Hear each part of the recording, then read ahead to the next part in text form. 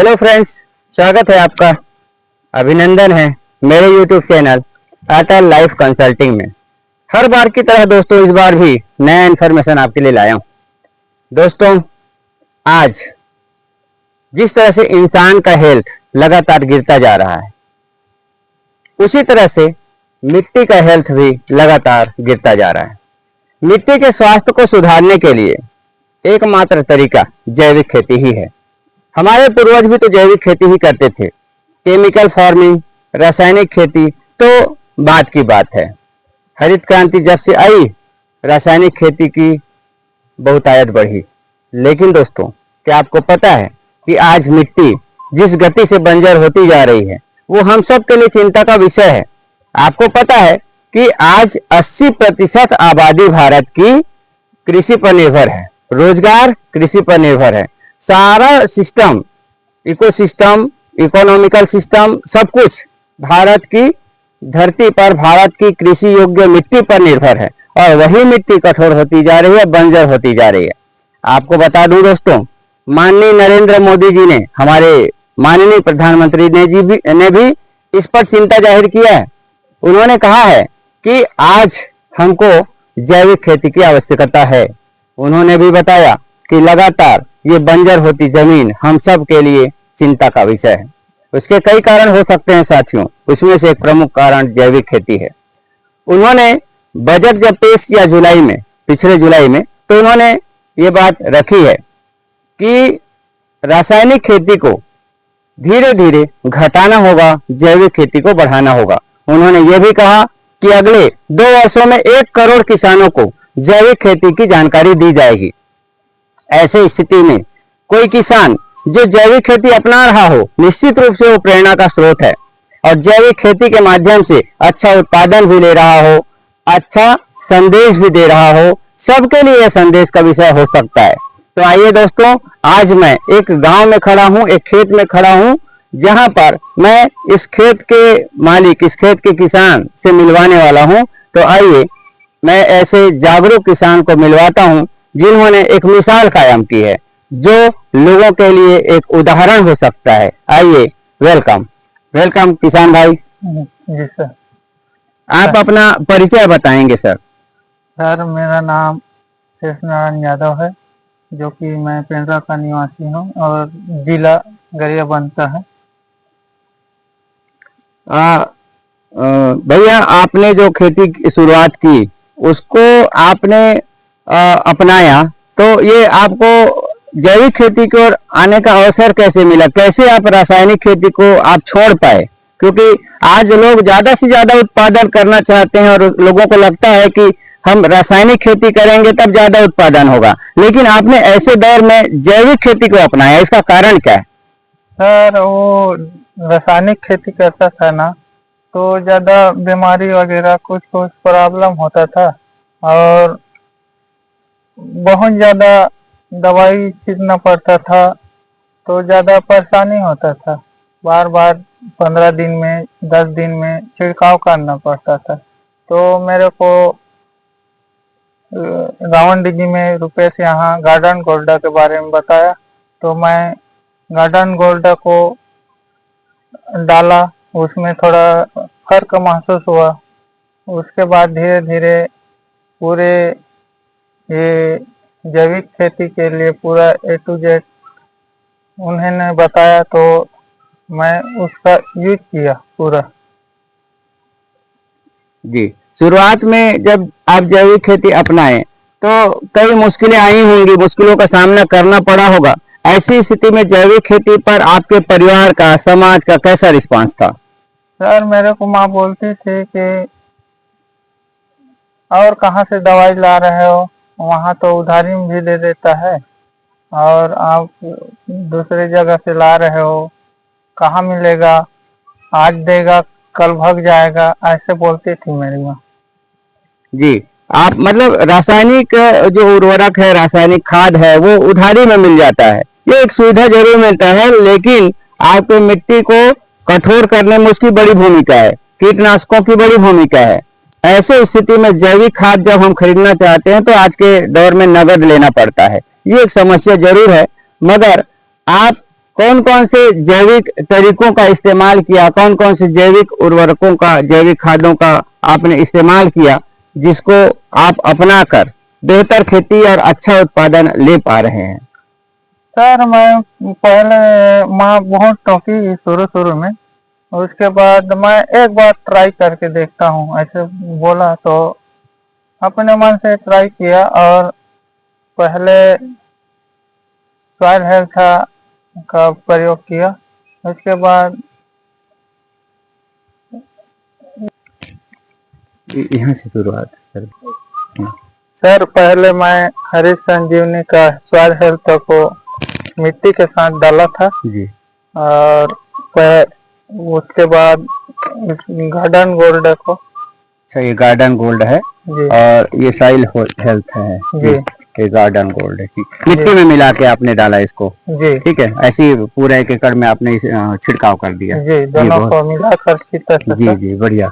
ठीक, और उसके बाद 4 स्टेप में होता है, जी तो इसको पहले दूसरे करके इसको पहले को डाला पहले स्टेज में, जी। उसके बाद दूसरे तीसरे चौथे में ऐसे स्टेप करके डाला। अच्छा, जी सर। इसमें क्या अलग अलग पैकेट है क्या? जी सर। अच्छा, 4 पैकेट है इसमें? जी जी। अच्छा, ये 4 पैकेट, अच्छा 4 पैकेट मतलब ये मिट्टी के लिए है ना? जी, पहले इसको मिट्टी के साथ और डाला था सर। जी जी।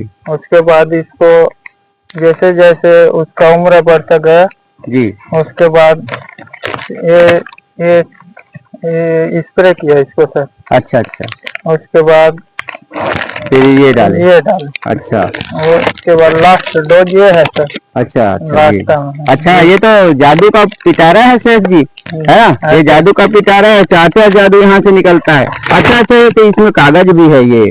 अच्छा, इसमें डायरेक्शन दिया हुआ है क्या नहीं कैसे सर, करना? ये इसमें जैसे जैसे वो इसके उपयोग करने के लिए इसको प्रक्रिया दिया है, जी कौन कौन स्टेप में डालना है उसका। जी, बढ़िया बढ़िया। ठीक। अच्छा शेष जी, मिट्टी की चुनौतियां तो है ही, मिट्टी हमारा बंजर होता जा रहा है, उसको सुधारना है, सुधारने की जरूरत है। उसके मिट्टी के इलाज के लिए आपने वो सब किया जो अभी आपने बताया। उसके अलावा क्रॉप मैनेजमेंट के अंतर्गत पौधों में बीमारियां आती हैं, पत्तों में बीमारियां, फिर रस चूसक कीड़े आते हैं, पत्तों को खाने वाले कीड़े आते हैं, वो सब के लिए आपने क्या किया? सर इसमें स्प्रे मैक्स का ये आता है लिक्विड में, और अच्छा, ये स्प्रे मैक्स? जी जी। और ये वो कीड़े वगैरह करने के मारने के लिए नहीं है, वो मात्र उसको पौधे को कड़वा बना देता है, इसके लिए इसमें दोनों को मिलाकर सिंचाई करते हैं। अच्छा। और एक और है, मेरे पास तो नहीं है, रेपिड, जी, उसको भी डाला था। जी। अच्छा, ये कैसे इस्तेमाल किए थे इसको? इसको सर वो 15 दिन उसको सिंचाई है, गार्डन गोल्ड और यह को डाला था। अच्छा, सॉइल हेल्थ को।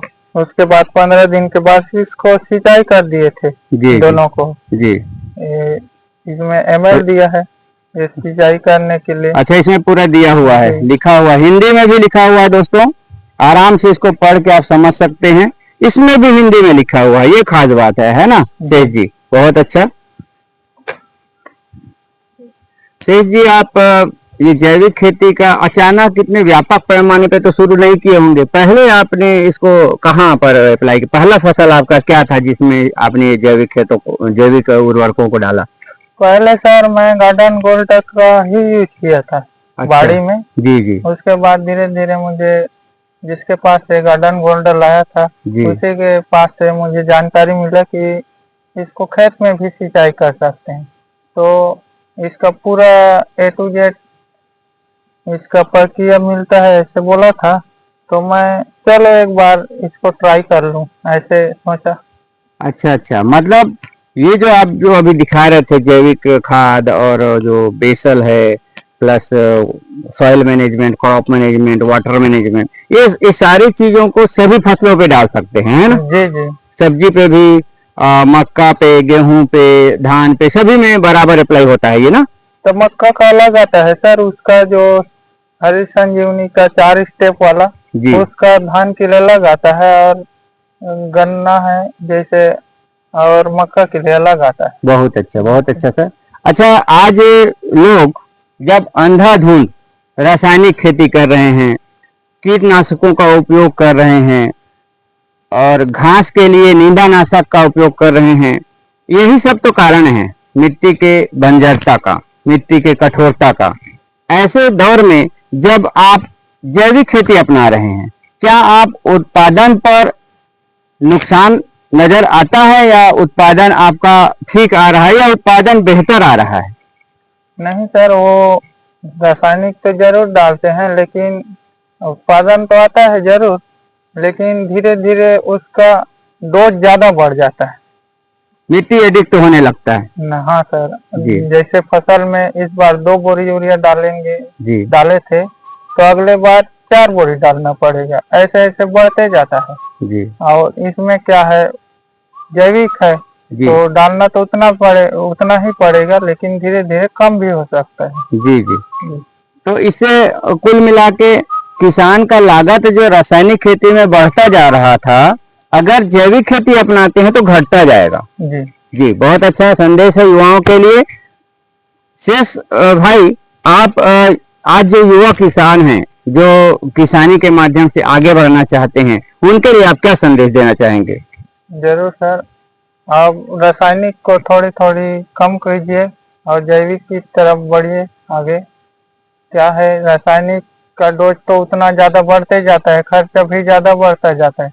जैसे जैविक का उपयोग करेंगे तो खर्च कम बढ़ेगा और रासायनिक का डोज धीरे धीरे कम होगा सर।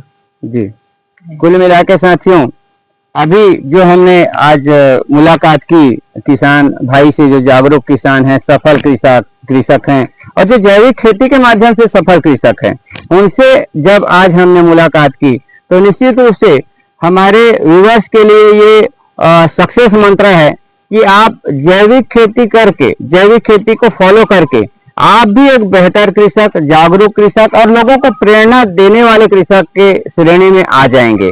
और दोस्तों, अगर आपने वीडियो को शुरू से आखिरी तक दी है तो लाइक करना ना भूलें। माहू का भी यह कम हो जाता है बेटा। अच्छा, बीमारियां कम हुई हैं आपके फसल के उपयोग करने से? जी जी।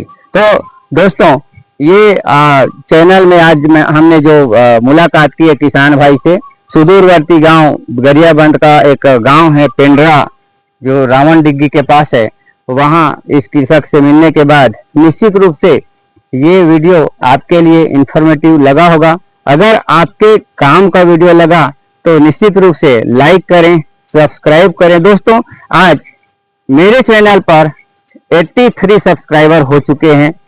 मेरा टारगेट 100 सब्सक्राइबर का है। अगर आप सब्सक्राइब करते हैं तो मेरा चैनल 100 की ओर जाएगा, उसमें आपकी भी भूमिका अहम रहेगी। इसलिए मैं आग्रह करता हूं कि आप सब्सक्राइब करें, लाइक करें और बेल आइकन को जरूर दबा लें, जिससे मेरा हर इंफॉर्मेटिव वीडियो सबसे पहले आपको मिले।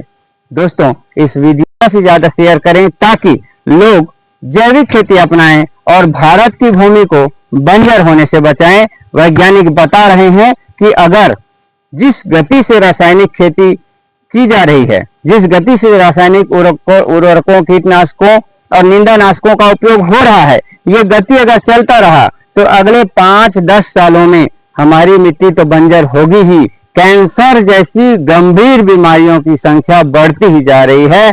मौतें गंभीर बीमारियों और हृदयघात जैसी बीमारियों से बढ़ती जाएगी। इसको नियंत्रित करने का यही एक तरीका है जिसके माध्यम से हम देश को फिर से एक नई जैविक हरित क्रांति की ओर ले जा सकेंगे। नमस्कार दोस्तों। शेष भाई, आप मिट्टी परीक्षण करवाते हैं? कहाँ सर, उतना टाइम वो लंबा प्रक्रिया होता है, कहाँ से करवा पाएंगे। वो वहाँ गरियाबंद ले जाओ मिट्टी को, उसके बाद वो कहाँ कई बार किए थे तो वो रिजल्ट अभी नहीं आए, वापस किए ही नहीं। अच्छा, उसका शासन की जो मंशा है वो सही ढंग से इम्प्लीमेंट नहीं हो पाता है, क्योंकि शासन के जो कार्यकर्ता होते हैं वो सही ढंग से किसानों को सर्विस नहीं दे पाते हैं। दोस्तों ये मैं एक रिपोर्ट रखा हूँ मिट्टी परीक्षण का। मिट्टी परीक्षण अगर करवाया जाए तो आपके मिट्टी में कौन सी चीज कितनी है पूरा जानकारी मिलता है। हम अनजाने में कुछ भी अपने हिसाब से रेशियो डालते रहते हैं, कभी कभी गैर जरूरी चीज भी डालते हैं, कई बार जरूरी चीज भी नहीं डाल पाते हैं। अगर इसका हम ध्यान रखें, मिट्टी परीक्षण करवाएं तो निश्चित रूप से ये आप सब के लिए बेहतर होगा। दोस्तों आइए अब हम विदा लेते हैं किसान भाई से। नमस्कार शेष भाई, नमस्ते सर। ऐसे ही हमको सेवा देते रहिए।